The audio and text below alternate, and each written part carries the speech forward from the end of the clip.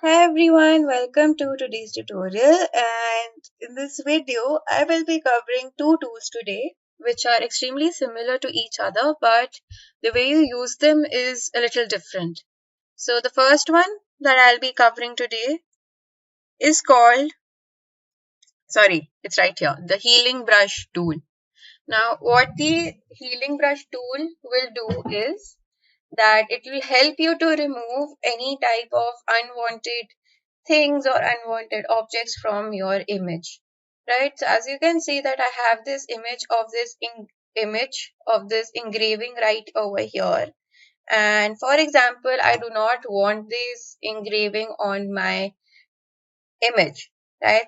So you can easily do that by, if you select this healing brush tool right here, and over here I'm just going to reduce the brush size, so I can easily decrease the size of my brush over here from this drop down box. So I'm going to make this 100 pixels like this. Okay, so then what I'm going to do is that, as you can see, if I hover my brush around this image and if I click on Alt, I'm going to just move my cursor around this area right here. So what this brush will do is that it will automatically pick up this texture from this image, this area of this image right over here, right? And then I can just slowly just click onto my on top of my engraving like this, and as you can see that the engraving gets removed. So I'm going to also increase the brush size I'm also going to increase the brush size. Sorry. So to do that, I can either go over here and increase the brush size by myself, or I can just click on the bracket keys on my keyboard like this. And as you can see that the brush gets bigger, and which means the bigger the brush size, the more area it will pick up, and it'll be a lot faster for you to remove the engraving like this, right? So I'm going to click on Alt again, and I'm going to pick up this area right over here nearer to the engraving. And wait, I'm just going to come back over here like this, select this area, and as you can see how cleanly it will remove the engraving like this. And there you go. So as you can see that the engraving gets removed, and side by side, like the texture of the surface remains to be the same like that.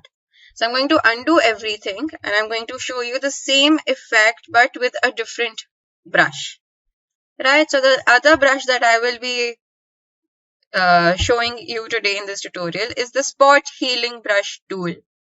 So it's the same thing, it does more or less the same thing, but I'm just going to increase the brush size a little bit.